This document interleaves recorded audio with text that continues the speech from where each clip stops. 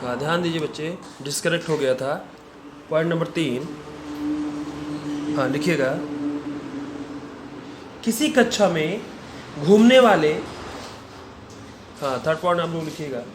किसी कक्षा में घूमने वाले इलेक्ट्रॉन की ऊर्जा का उत्सर्जन या अवशोषण नहीं होता है। ठीक है बच्चे, किसी कक्षा में घूमने वाले इलेक्ट्रॉन की ऊर्जा की उत्सर्जन या अवशोषण नहीं होता, अर्थात लिखिएगा वह एक निश्चित ऊर्जा से, अर्थात वह एक निश्चित ऊर्जा से घूमता रहता है। ठीक है, हाँ घूमता रहता है, एक निश्चित ऊर्जा से घूमता रहता है। हाँ अगला पॉइंट ध्यान दें, अगला पॉइंट लिखिएगा।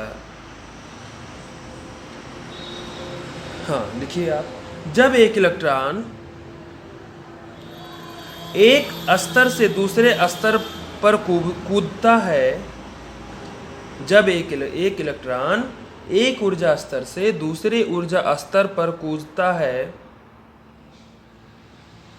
तो ऊर्जा उत्सर्जित या अवशोषित,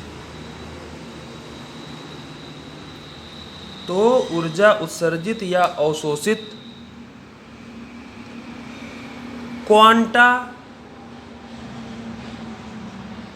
हाँ बच्चा लिखिए क्वांटा। ठीक है, क्वांटा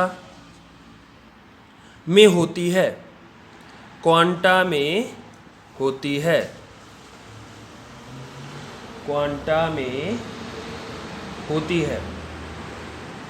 ठीक है, अब ध्यान दीजिए आप, अब इसको हम लोग कैसे लिखेंगे। अब अगली लाइन से हम लोग सीधे ऐसे लिख रहे हैं कि जैसे अगर ऐसे लिखेंगे, यदि उच्च ऊर्जा स्तर की ऊर्जा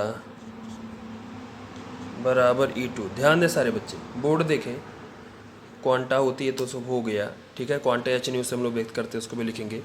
यदि उच्च ऊर्जा स्तर की ऊर्जा E2 है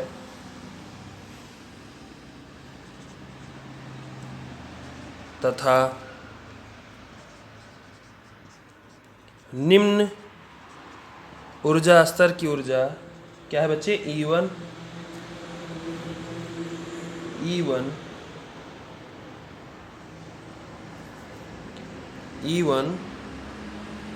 है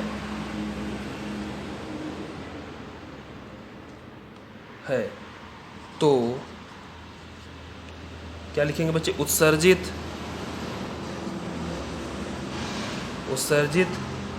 या अवशोषित ऊर्जा डेल्टा E को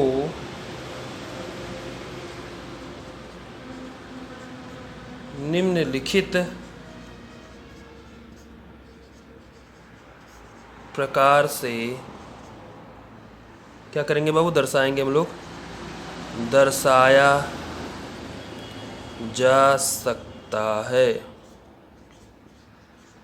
दर्शाया जा सकता। कैसे दर्शाएंगे बच्चा हम लोग, एकदम बिल्कुल, डेल्टा E इक्वल टू क्या लिखेंगे बच्चे हम लोग, E2 minus E1 equal to h nu वही बाबू क्वांटा फोटॉन वाला। ठीक है, नोट कर लीजिए इसे। ठीक है बच्चा, हाँ इसको नोट कर लीजिए, ऐसे हम लोग ये फार्मूला टाइप को बन जाता है। ठीक है, E2 माइनस E1, E2 में लिख दिया उच्च ऊर्जा वाला है, उच्च ऊर्जा स्तर वाला, और E1 क्या है बच्चे, निम्न। हाँ नोट कर लीजिए इसे।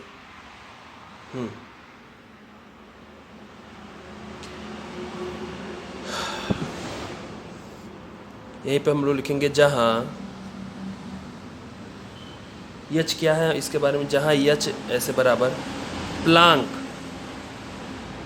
ठीक है, प्लांक नियतांक है, प्लांक स्थिरांक बोलो चाहे कांस्टेंट, प्लांक कांस्टेंट यानी कि स्थिरांक, प्लांक स्थिरांक है, स्थिरांक बाबू का है यहाँ पे, और ये न्यू क्या है बच्चे, ठीक है, ये क्या है, उसकी फ्रीक्वेंसी है, आवृत्ति है, ठीक है। तो हम लोग लिखेंगे यहाँ पे आवृत्ति किसकी बच्चे, ऊर्जा की, जो वह अवशोषित और उत्सर्जित करेगा उसकी ऊर्जा की क्या है बच्चे, फ्रीक्वेंसी है, यानी कि आवृत्ति है, ठीक है। स्पेस कम है, आप लोग सही से लिखिएगा, आवृत्ति, ऊर्जा की आवृत्ति, ठीक है बच्चा, हाँ, ऊर्जा की आवृत्ति है। ध्यान दीजिए बच्चे, वो डिस्कनेक्ट हो गया था बीच में, तो 2 वीडियो जाएगी इसकी, ठीक है, पहली वाली उसके बाद सेकंड वाली, पार्ट 1 पार्ट 2 को मैं कर दूंगा, ठीक है। ओके बच्चा, ठीक है, नोट कर चुके होंगे आप सभी, नहीं नोट किए हो तो एक बार और देख लो कायदे से, ठीक है। हाँ चलो आगे देखते हैं।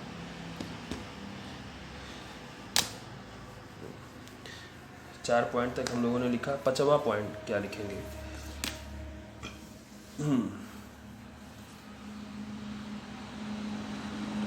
5वां पॉइंट हम लोग फिर से लिख रहे हैं, लिखने जा रहे हैं, ध्यान दीजिए आप, दूसरे तरीके से लिखेंगे।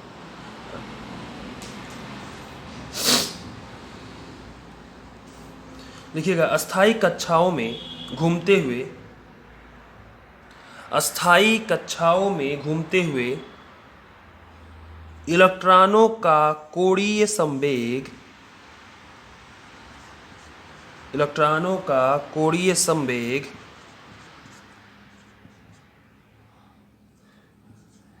h/2 पाई,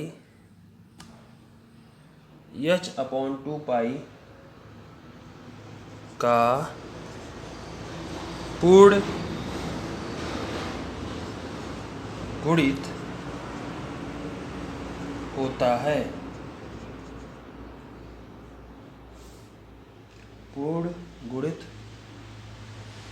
होता है, ठीक है। यानी कि हम लोग यहाँ पे लिख देंगे क्या बच्चे,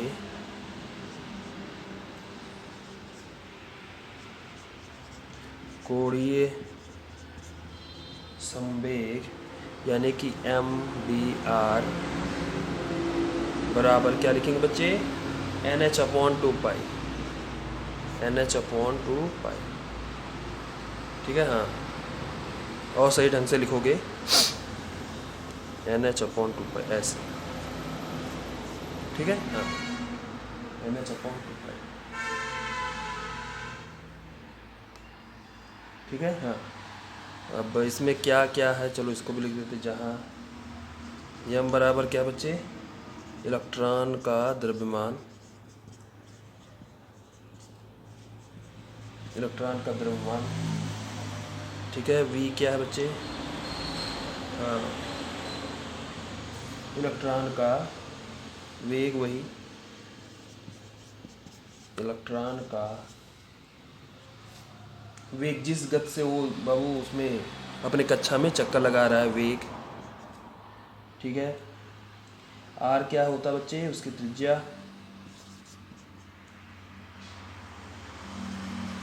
इलेक्ट्रॉन की कक्षा की त्रिज्या बच्चे, रेडियस है, और यन तो पता ही होगा बाबू, एक पूर्ण गुणज है, एक पूर्ण संख्या होनी चाहिए, इंटीग्रल बोलते बाबू, पूर्ण संख्या,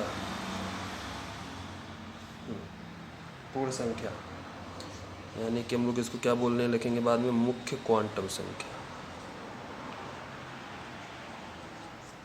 हाँ, लिखो आप इसे, एक पूर्ण संख्या होनी चाहिए, ठीक है। हाँ, लिखते बाद इसका स्क्रीनशॉट ले लेना, लिखने में आसानी होगी, ठीक है। इलेक्ट्रॉन का द्रव्यमान, इलेक्ट्रॉन का वेग, इलेक्ट्रॉन की कक्षा की त्रिज्या, और यह क्या बच्चे, हाँ, इंटीग्रल नंबर यानी पूर्ण संख्या, यानी कि मुख्य क्वांटम संख्या, ठीक है। हाँ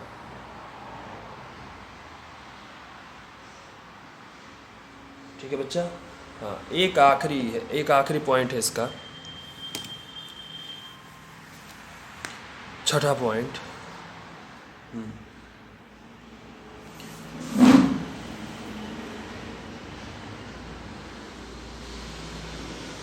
हाँ हम लोग लिखेंगे इन परिवर्तनों के फलस्वरूप प्राप्त स्पेक्ट्रम में, लिखिएगा इन, हाँ यहीं से लिखना आपको, इन परिवर्तनों के फलस्वरूप प्राप्त स्पेक्ट्रम में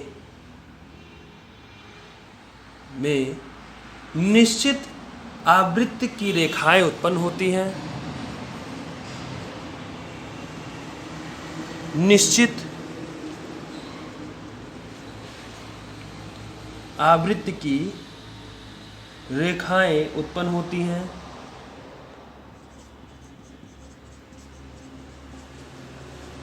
आवृत्ति की क्या होते हैं बच्चे, रेखाएं उत्पन्न होती हैं। इस प्रकार यह मॉडल परमाणु के, रेखाएं उत्पन्न होती हैं, लिखिएगा इस प्रकार यह मॉडल परमाणु के रैखिक, बच्चे रैखिक स्पेक्ट्रम की व्याख्या करता है। रैखिक, हाँ जो लाइन स्पेक्ट्रम की बाबू व्याख्या रदरफोर्ड का परमाणु मॉडल नहीं कर पा रहा था, वो इसका देखो एकदम बिल्कुल बता रहा बाबू। इसकी जो आवृत्ति होगी एक निश्चित आवृत्ति की रेखाएं प्राप्त होंगी जो ये बताएंगे कि इसका स्पेक्ट्रम कैसा बच्चा, रैखिक है बाबू। लाइन स्पेक्ट्रम की पूरी व्याख्या कर रहा है, ठीक है। हाँ रदरफोर्ड की ये सब सारी कमियां थी, मैं आपको बताया था आखिरी वाला जो उसके रैखिक स्पेक्ट्रम की व्याख्या नहीं कर पा रहा था, ठीक है। तो इसने क्या किया, जब इसे क्वांटम सिद्धांत को यूज करते हुए पूरा बताया उसके बारे में, तो उसकी जो फ्रीक्वेंसी मिली वो निश्चित आवृत्ति की मिली, यानी कि अब वो रैखिक स्पेक्ट्रम की व्याख्या करने लगी। ओके बच्चे, बस यहीं तक हमें इसको आज पढ़ना था, अगली नेक्स्ट वीडियो में मिलेगी। ओके बच्चे, ठीक, थैंक यू।